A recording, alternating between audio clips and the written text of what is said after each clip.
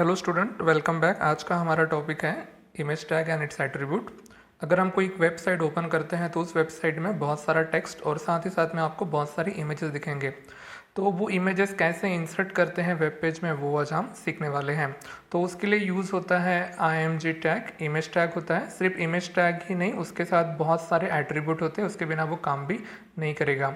तो हम देखते हैं उसमें कौन कौन से एट्रीब्यूट हैं। SRC, ALT, align, width and height और बॉर्डर, ऐसे कुछ हमारे यहाँ पे कुछ सिलेबस में एट्रीब्यूट है, वो हम देखेंगे। तो इमेज टैग का यूज़ क्या है वो तो हम नाम से पता चलता है, to insert image in a web page. अगर ये एग्जाम में क्वेश्चन आता है कि IMG टैग का यूज़ क्या है या IMG टैग एक्सप्लेन करो, तो क्या लिखोगे? तो IMG tag is use to insert images in a web page, इतना लिखना है और उसका एग्जाम्पल देना है। ठीक है, तो उसी के बारे में हम देखते हैं कि इसे कैसे इमेजेस वगैरह हम इंसर्ट करते हैं। अगर इमेजेस इंसर्ट करनी है तो हमें इमेजेस भी हमारे पास होनी चाहिए। तो हमारा वो फोल्डर मैं ओपन किया है डेमो.html, तो उसमें मैंने एक फ़ोल्डर रखा है, उसमें कुछ इमेजेस रखे हैं मैंने, और साथ ही साथ में जहाँ पे हमारा ये वेब पेज है जिसके ऊपर हम एक्सपेरिमेंट कर रहे हैं, पेज 2 करके ऊपर, इसके अंदर भी कुछ मैंने इमेजेस रखी हैं। तो इमेजेस के एक्सटेंशन होते हैं, कुछ इमेजेस का एक्सटेंशन .jpg, किसका .jpg, किसका .png, तो .gif भी होता है। तो देखते हैं कि कैसे इमेजेस इंसर्ट करते हैं। तो आपके पास होना चाहिए पहले से ही एक हमारा वेब पेज बन के है, तो उसी में मैं चेंजेस करता हूँ। तो देखो, इमेजेस इंसर्ट करना है तो आपको यूज़ करना है IMG टैग। तो मैंने लिखा IMG टैग। तो ये ऐसा टैग है जिसका कोई भी एंड टैग नहीं होता है। तो ये हमारा तीसरा टैग है जिसका कोई एंड टैग नहीं होता है। तो इसके पहले दो टैग कौन से थे? तो HR और BR टैग था। तो IMG का टैग का भी कोई एंड टैग नहीं होता है, तो इसे आपको क्लोज नहीं करना है। नाउ, तो यहाँ पे इमेज इंसर्ट करने के लिए मैंने थोड़ी देर पहले आपको दिखाया था कि आपको एक एट्रीब्यूट यूज़ करना पड़ेगा और जिसका नाम है SRC। SRC का मतलब होता है सोर्स। तो ये क्या प्रोवाइड करता है? ये इमेज का पाथ प्रोवाइड करता है कि इमेज कहाँ पे है, तो वहाँ से आपको उसको सर्च करके लेके आना पड़ता है वेब पेज में। तो देखो, IMG लिखना है और आपको लिखना है SRC, कैपिटल स्मॉल चलता है, आपको पता है, इज इक्वल टू SRC हमारा एट्रीब्यूट हो गया। तो इक्वल टू में आपको रखना पड़ेगा इमेज का नाम। तो कौन सी इमेज हम इंसर्ट करना चाहते हैं? तो हमारे पास बहुत सारी इमेजेस है यहाँ पे, तो हम ये इमेज इंसर्ट करना चाहते हैं, वॉल 2। तो सबसे पहले आपको पता है इसका एक्सटेंशन चेक करना ज़रूरी है। तो मैंने राइट क्लिक किया, प्रॉपर्टीज़ में गया और अब इसका मैं एक्सटेंशन देख रहा हूँ। तो इसका एक्सटेंशन क्या है? .jpeg। तो इसे मैंने कैंसिल किया और अब इसका हम नाम लिख देते हैं wall2.jpeg। ठीक है, और इसे हम सेव करते हैं। बस इतना ही होता है ये टैग। अगर इसका आउटपुट देखना है तो देखो, हम देख सकते हैं इसका आउटपुट। तो आप देख पाओगे कि बहुत ही बड़ी सी इमेज हमारे वेब पेज में क्या हो गई, यहाँ पे इंसर्ट हो गई। इसे मैं जूम आउट कर देता हूँ, तो आप देख सकते हैं कि एक इमेज आपको यहाँ पे नज़र आ रही है। नाउ, तो SRC में आप सिर्फ JPG वाली इमेजेस भी नहीं, आप बहुत सारी इमेजेस वहाँ पे इंसर्ट कर सकते हैं। हम देखते हैं फोल्डर में और कौन से इमेजेस हैं। तो एक इमेज मैंने देखी थी, तो जैसे कि ये वाली इमेज, तो इसका नाम पहले हम रीनेम कर देते हैं, ऐसे ही सैम्पल नाम रख देते हैं। मैंने इसको सैम्पल नाम रख दिया इसका, और इसका एक्सटेंशन चेक करते हैं। मैंने राइट क्लिक किया, प्रॉपर्टीज़ में गया और आप देख सकते हैं कि इसका एक्सटेंशन है वो है GIF। तो आपको अगर यहाँ आप चाहते हैं कि वो इमेज आपके यहाँ पे दिखे, तो आपको यहाँ पे वो इमेज का नाम लिखना पड़ेगा। तो मैंने इसे सैम्पल नाम दिया, sample.gif। ठीक है, तो इसको मैंने सेव किया। अब इसका आउटपुट चेक करते हैं हम। अब उसकी जगह पे आपको ये इमेज दिखेंगे। देखो, GIF इमेज है ये वाली। तो आप एक इमेज यहाँ पे देख सकते हैं। थोड़ा सा इसको मैं जूम करता हूँ। तो ऐसे इमेजेस हम इंसर्ट यहाँ पे कर सकते हैं।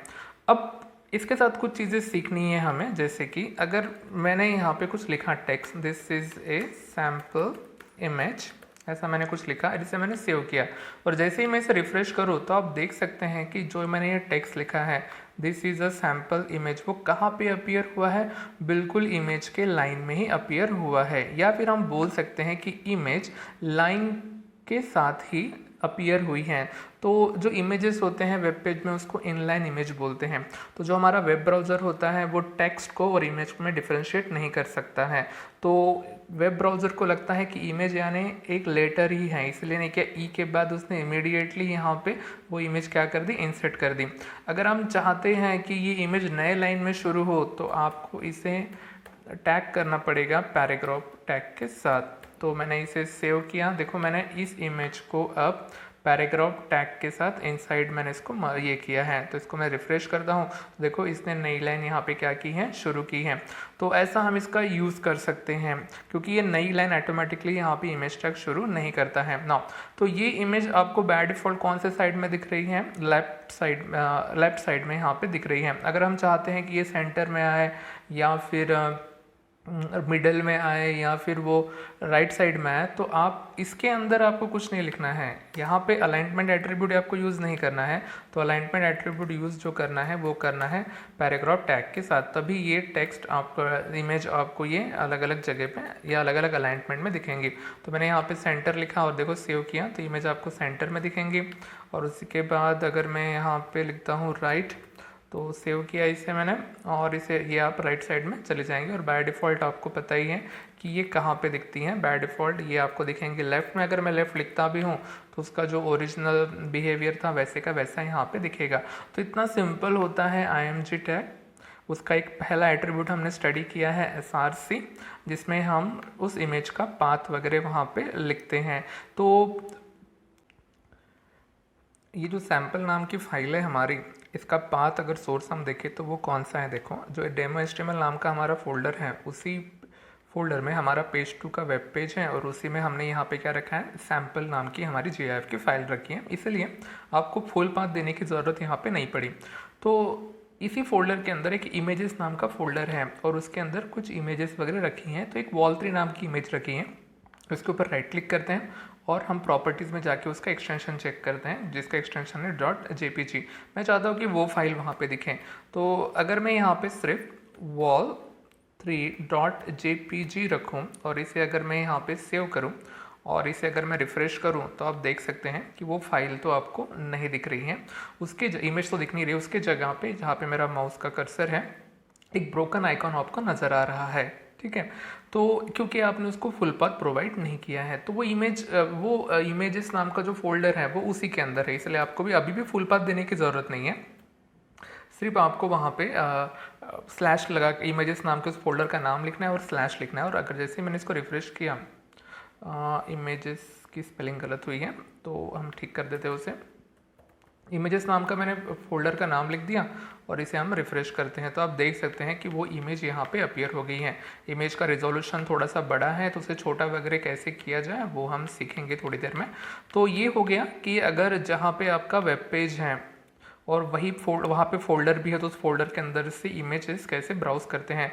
तो थोड़ा सा और बाहर निकल के देखते हैं, जैसे कि सी ड्राइव है मेरे यहाँ पे, सी ड्राइव में टेम्प नाम का फोल्डर, देखो सी ड्राइव में टेम्प नाम का फोल्डर है और उसके अंदर कुछ इमेजेस हैं। तो यहाँ पे एक wall4 नाम की इमेजेस हैं, तो वो अगर मुझे लेके आनी है तो आपको क्या करना पड़ेगा पता है, तो अभी आपको फुल पाथ प्रोवाइड करना पड़ेगा। तो वो फोल्डर सी ड्राइव के अंदर वहाँ पे टेम्प नाम का फोल्डर है और उस फाइल का नाम है wall4.jpg। एक बार चेक भी कर लेते हैं, मैंने राइट क्लिक किया, इसके ऊपर प्रॉपर्टीज़ में गया तो आप देख सकते हैं कि ये JPG है।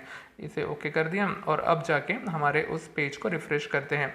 जैसे ही मैंने रिफ़्रेश कर दिया, इमेजेस चेंज हुई क्या, नहीं हुई है, मैं सेव नहीं किया होगा, मैंने सेव किया अब और फिर से अब यहाँ पे मैंने रिफ़्रेश किया, तो आप देख सकते हैं कि इमेज वहाँ की अब यहाँ पे क्या हो गई है, चेंज हो गई है। तो ऐसे प्रोवाइड करते हैं, जो बाहर इमेज रखी गई है, जो इमेज बाहर रखी गई है वो भी हम यहाँ पे लेके आ सकते हैं। ठीक है, अब इसी के साथ साथ अगर कोई वजह से आपको इमेजेस नहीं मिले, जैसे कि अगर मैंने इसको हटा दिया यहाँ पे, ओके सेव कर दिया, तो आपको पता है अगर मैं सेव करूँ यहाँ पे तो यहाँ पे ब्रोकन आइकॉन आपको यहाँ पे मिलेगा। तो कोई वजह से या आपने जानबूझ के इमेज लोड नहीं करना चाहते हैं, तो बट वहाँ पे तो इमेज थी ना, तो वो किस चीज़ की इमेज थी वो बताने के लिए हमारे पास एक दूसरा एट्रीब्यूट है जिसका नाम है ALT। ALT का मतलब होता है अल्टरनेट टेक्स्ट। तो ये क्या करता है, ये एक अल्टरनेट टेक्स्ट डिस्प्ले करता है अगर इमेज डिस्प्ले नहीं हुई, तो ताकि यूज़र को पता चले कि वहाँ पे क्या रखा गया था। तो मैं यहाँ पे देखो उसका यूज़ करता हूँ, बस आपको स्पेस देनी है ALT और मैं यहाँ पे लिख देता हूँ इट वॉज ए इमेज वगैरह, ऐसा मैंने कुछ यहाँ पे लिख दिया है। कैसे अल्टरनेटिव टेक्स्ट यहाँ पे मैंने प्रोवाइड किया है। और अगर मैं अभी यहाँ पे इसे रिफ़्रेश करूँ तो आप देख सकते हैं कि उस ब्रोकन आइकॉन के साथ इसमें मैंने जो लिखा है, इसमें जो अल्टरनेट टेक्स्ट लिखा है वो यहाँ पे आपको यहाँ पे दिखेगा। तो अब इसका यूज़ कर सकते हैं। अगर किसी वजह से इमेज लोड ना हो आपके वेब पेज में तो इसका आप यहाँ पे यूज़ कर सकते हैं। फ़िलहाल के लिए तो इतना ही उसका यूज़ है। अब जाते हैं थोड़े से दूसरे एट्रीब्यूट की तरफ, पर पहले हमको एक अच्छी सी इमेज वहाँ पे लगानी पड़ेगी। तो जो हमारी wall3 नाम की इमेज थी वही हम वहाँ पे लगा देते हैं, क्योंकि वो उस फोल्डर में अवेलेबल है। तो मैंने 3 किया, सेव किया और इसे मैंने यहाँ पे रिफ़्रेश किया। तो रिफ़्रेश करने के बाद दिख रहा है कि वो इमेज नहीं दिख रही है। तो एक बार फिर से चेक कर लेते हैं।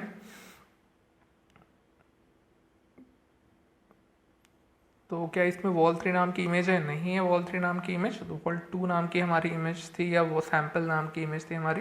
तो मैंने 2 लिख दिया, सेव कर दिया और यहाँ पे रिफ़्रेश कर देते हैं। जैसे रिफ़्रेश करूँ मैं यहाँ पे, अभी भी वो इमेज नहीं दिख रही है।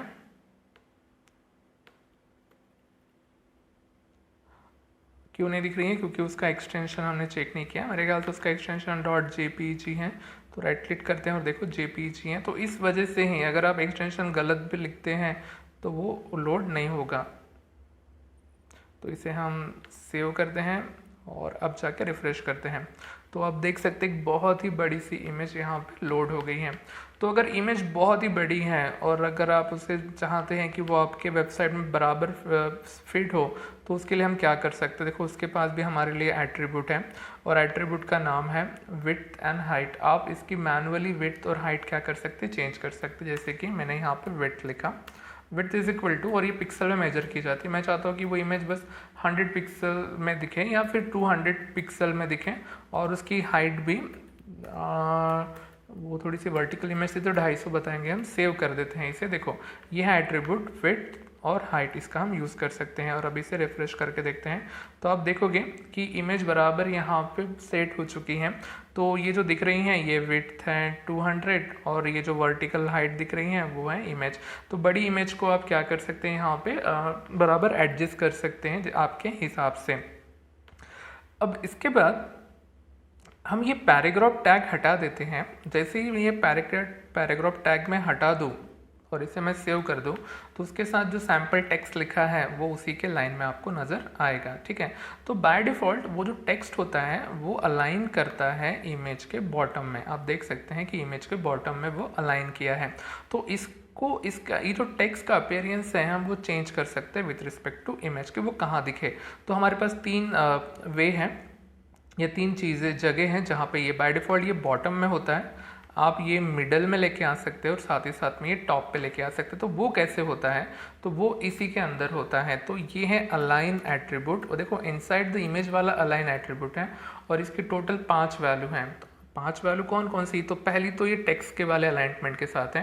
पहली वैल्यू है बॉटम जो बाय डिफ़ॉल्ट होती है, उसके बाद है मिडल और उसके बाद है टॉप। तो मैंने यहाँ पे लिख दिया टॉप और सेव कर दिया है। तो आप देख सकते हैं कि वो जो टेक्स्ट था हमारा वो कहाँ पे अपीयर हो रहा है, एकदम टॉप में। थोड़ा सा जूम कर देता हूँ मैं, तो आप देख सकते हैं कि वो टॉप में ये हो रहा है। साथ ही साथ में ये मिडल में भी आप उसे अलाइन कर सकते हैं। मिडल सेव किया मैंने यहाँ पे और आप देख सकते हैं कि वो अब दिखेगा आपको मिडल में। और साथ ही साथ में इसका जो लास्ट एट्रीब्यूट मतलब वो जो बाय डिफ़ॉल्ट एट्रीब्यूट है वो होता है बॉटम। अगर इसे मैंने सेव कर दिया तो आप देख सकते हैं कि वो इस साइड में दिखेगा ना। इसके बाद लेफ़्ट और राइट ये भी इसके एट्रीब्यूट हैं, बट ये पैराग्राफ के लेफ़्ट और राइट नहीं है। अब यहाँ पे बस एक ही लाइन थी हमारे पास। अगर बहुत सारी लाइन हो आपके पास एक ही पेज में तो वो इमेज कैसे दिखेंगे मैं वो आपको बताना चाहता हूँ। सबसे पहले ये हम इसे हटा देते हैं और ये जो लाइन है इसे हम कॉपी पेस्ट करते हैं। मैंने इसे कॉपी किया, फिर से कॉपी करता हूँ। इसे मैंने कॉपी किया और मैं यहाँ पे पेस्ट कर देता हूँ। बहुत सारा टेक्स्ट मैंने यहाँ पे पेस्ट किया है तो आपको बताने के लिए, उसे मैंने सेव कर दिया है। रिफ्रेश करने के बाद आप देख सकोगे कि इमेजेस तो चली गई वहाँ पे नीचे, और उसके बाद वो इमेज आ गई नीचे, टेक्स्ट गया ऊपर, और ये कुछ खास अलाइनमेंट यहाँ पे नज़र नहीं आ रहा है। अगर इसे मैं थोड़ा सा जूम कर मतलब ये कर दूँ पूरा, तो आप देख सकते हैं कि यहाँ पे बहुत सारी वाइट स्पेसेस क्या हो गई है, अपीयर हो गई है। तो अगर हम चाहते हैं कि ये वाइट स्पेस अपीयर ना हो तो उसके लिए हम ये अलाइनमेंट एट्रीब्यूट यूज़ कर सकते हैं। देखो कैसे करते हैं, तो उसी में आपको अलाइन लिखना है। टॉप बॉटम और मिडल तो हो गया है, और आप देखो इसे लेफ़्ट, तो इससे क्या होता है और कैसा इफेक्ट होता है आप देख सकते हैं। इसको जैसे ही मैंने सेव कर दिया तो आप देख सकते हैं कि ये कहाँ पे चली गई है, लेफ्ट साइड में चली गई है। तो अगेन वाइट स्पेस आपको नज़र आ रही होंगी, तो हम क्या करते हैं इसके नीचे भी थोड़ा सा नीचे टेक्स्ट कॉपी करके रख देते ताकि आपको एक आइडिया आ जाए कि ये होता क्या है। मैंने इसे सेव कर दिया और अब जाके मैंने इसे रिफ्रेश किया तो आप देख सकते हैं कि बराबर जैसे आपने वेबसाइट में देखा होगा, न्यूज़पेपर में देखा होगा, देखो इमेज के साइड में भी टेक्स्ट वगैरह वहाँ पे अपीयर होता है। तो ये ऐसे ही टेक्स्ट अपीयर होते हैं। इसको मैं फिर से ज़्यादा इसमें ये कर देता हूँ, सेव कर देता हूँ और आप देख सकते हैं कि देखो ये हो गया प्रॉपर तरीके का अलाइनमेंट, ये लेफ्ट साइड में चला गया है टेक्स्ट के। अगर आपने यहाँ पे राइट कर दिया, यहाँ पे हमारे इसमें अगर आपने यहाँ पे राइट लिख दिया, राइट, और इसको मैंने सेव कर दिया तो इमेज चली जाएंगी राइट साइड में और ये ऐसा नज़र आएगा। तो इसमें आप ऐसा कुछ भी यहाँ पे लिख सकते हैं। तो ऐसा था हमारा ये एट्रीब्यूट जिसका नाम था अलाइनमेंट। अब ये सब कुछ हटा देते हैं, इवन ये हम पूरा ही हटा देते हैं यहाँ से लेकर यहाँ तक। और एक एट्रीब्यूट जिसमें हम बॉर्डर वगैरह हैं वो टेस्ट करते हैं, तो इसको पूरा हटा देते हैं। तो मैंने ये सब कुछ हटा दिया है, इसको सेव कर दूं मैं यहाँ पे तो कुछ भी नहीं है। तो अगर आप रिफ्रेश करोगे तो कुछ आपको मिलेगा नहीं, इसे थोड़ा सा ये कर देते हैं। और अब देखते हैं दूसरी इमेज SRC, जो भी इमेज आपको लगानी है वो आप लगा सकते हैं। तो हमारी इमेज wall2 थी, आप चाहे तो वॉलपेपर 1 वार्निंग, ये देखो वार्निंग जो नाम की जो इमेज है, अगर इसके ऊपर राइट क्लिक करूँ मैं तो देखो इसका एक्सटेंशन .png है। तो बहुत सारे टाइप्स होते हैं इमेजेस के, जो भी आपको लगती हैं वो आप वहाँ पे यूज़ कर सकते हैं। तो मैंने यहाँ पे वही sample.gif नाम का एट्रीब्यूट यूज़ कर एक्सटेंशन यूज़ करके यहाँ पे फिर से यहाँ पे मैंने ये लगा दी है। ठीक है नाउ, तो एक एट्रीब्यूट है जिसका नाम है border. Okay, border is equal to, तो यहाँ पे आप बॉर्डर की विड्थ सेट कर सकते हैं। मैंने यहाँ पे 5 लिखा, सेव कर दिया और देखो यहाँ पे रिफ्रेश करते हैं। तो जैसे ही मैं रिफ्रेश करूँ तो आप देख सकते हैं कि इस इमेज की बॉर्डर आई है। तो ये थिकनेस प्रोवाइड करता है, आप कम ज़्यादा कर सकते हैं। मैंने यहाँ पे 3 कर दिया, सेव कर दिया और आप देख सकते हैं कि ये चीज़ यहाँ पे बॉर्डर आ चुकी हैं। तो ऐसे हम बॉर्डर वगैरह प्रोवाइड करते हैं, इमेज को बॉर्डर देते हैं। तो ये थे हमारे कुछ एट्रीब्यूट, एग्जाम वगैरह में आते हैं, जैसे कि SRC एट्रीब्यूट किसके साथ यूज़ होता है, LT किसके साथ यूज़ होता है। तो ऐसे ये कुछ एट्रीब्यूट थे। इमेज टैग के साथ साथ और एक टॉपिक हम यहाँ पे कवर कर लेते हैं। टॉपिक का नाम है इमेज एज ए लिंक। आप इमेज को भी लिंक बना सकते हैं। तो लिंक कैसे बनाते हैं, उसके लिए कौन सा टैग यूज़ करते हैं वो आपको पता है। तो देखो एक लिंक मैं यहाँ पे नीचे इंसर्ट करना चाहता हूँ, तो मैंने यहाँ पे ब्रेक लगा दिया। बताओ कैसे करते हैं, तो आपको यूज़ करना पड़ेगा एंकर टैग। तो मैंने यहाँ पे एंकर टैग यूज़ किया। उसके बाद कौन सा एट्रीब्यूट, HREF एट्रीब्यूट, और आपको जो भी यहाँ पे वेबसाइट लगानी है वो आप यहाँ पे लगा सकते हैं, या फिर जो भी है नॉर्मल से पेज, हम एक हमारा नॉर्मल सा पेज ही लगा देते हैं। तो आपको पता है उस फोल्डर में माई पेज नाम का हमारे पास एक फोल्डर है। तो ये हो गई हमारा एंकर टैग। तो किसके ऊपर क्लिक होने के बाद वो चीज़ खुलनी चाहिए, तो मैंने यहाँ पे लिख दिया क्लिक हियर। ठीक है, तो उसके साथ मैंने सेव किया। तो जैसे ही मैंने इसे रिफ्रेश किया तो आप देख सकते हैं क्लिक हियर के ऊपर जैसे ही मैं क्लिक करूँ तो वो जो हमारा पेज है वो वहाँ पे ओपन हो जाएगा। तो ये जो टेक्स्ट है, इस टेक्स्ट के जगह पे आप इमेज भी डाल सकते हैं। बस टेक्स्ट को हटा दो, हमारे पास ये ऑलरेडी एक इमेज है, इसे मैं कर देता हूँ कट और यहाँ पे कर देता हूँ पेस्ट। ठीक है, और इसे हम सेव करते हैं। तो देखो इसको रिफ्रेश करने से पहले माउस देखो, माउस का कर्सर देखो, यहाँ पे वो आइकॉन चेंज हो रहा है क्या, नहीं हो रहा है। अब इसे रिफ्रेश करते हैं और अब देखो जैसे ही मैं इसके ऊपर आऊँ तो आप देख सकते हैं इसका आइकॉन चेंज हो गया, एक क्लिकेबल एलिमेंट यहाँ पे बन गया है। जैसे इसके ऊपर मैं क्लिक करूँ और वो वहाँ पे दिख जाएगा। बस आप बॉर्डर का कलर वगैरह देख सकते हैं कि जब मैं क्लिक करूँ तो वो रेड कलर का आएगा, अभी वो ऑलरेडी विजिटेड है तो पर्पल कलर का है। अगर ये कुछ अलग ही पेज होता है फिर तो है नहीं पेज, वहाँ पे सेव करता हूँ मैं, उसे रिफ्रेश करता हूँ तो देखो आपको ब्लू कलर का ये चीज़ें नज़र आएंगी। तो ऐसा भी हम कर सकते हैं, हम इमेजेस को भी लिंक बना सकते हैं। और बहुत बार ऐसा होता है, आपने रियल वेबसाइट देखी होंगी, वहाँ पे चीज़ें आपको नज़र आती हैं। हमारे पास और एक टॉपिक है, वैसे वो टॉपिक हमने कवर कर लिया ही था। टॉपिक का नाम है डिफरेंट टाइप्स ऑफ इमेजेस। तो इमेजेस के भी बहुत सारे टाइप होते हैं, तो हमने डेमो फोल्डर में आपको दिखाया ही था। जैसे कि देखो ये जो इमेज है इसके ऊपर अगर मैं राइट क्लिक करूँ, प्रॉपर्टीज़ में जाऊँ तो ये जो इमेज है वो है जेपीजी। तो जेपीजी का लॉन्ग फॉर्म होता है जॉइंट पिक्चर ग्रुप, ओके। और जेपीईजी का मतलब होता है joint expert picture group, okay. आप पिक्चर की जगह फोटोग्राफ भी वगैरह बोल सकते हैं। वैसे ही पीएनजी होता है, जैसे कि ये जो फाइल वार्निंग नाम की जो ये तो फाइल थी हमारी यहाँ पे, तो आप देख सकते हैं इसका एक्सटेंशन था डॉट पीएनजी, यानी कि पोर्टेबल नेटवर्क ग्राफिक्स करके ये इमेजेस वगैरह यहाँ पे होती है। इसकी quality as compare to GIF file ये ज़्यादा अच्छी होती हैं। तो ये जीआईएफ का लॉन्ग फॉर्म वगैरह है ग्राफिकल इंटरचेंज फॉर्मेट। तो उनके क्वालिटी के हिसाब से उनके टाइप्स वगैरह होते हैं। अगर आप सिंपल आइकॉन्स वगैरह लगाना चाहते हैं या ऐसे कुछ सिंबल वगैरह तो पीएनजी यूज़ कर सकते हैं। GIF little bit animated file होती हैं। जेपीजी में कलर ज़्यादा होते हैं। जेपीजी भी होती है हमारे पास जो हम फोटो वगैरह कैमरे से खींचते हैं, मोबाइल कैमरे से, वो जेपीजी वगैरह होते हैं। आप इसको इमेज फॉर्मेट करके टॉपिक है टेक्स्ट बुक में, आप उसको रेफ़र कर सकते हैं। ये क्लास के लिए इतना ही।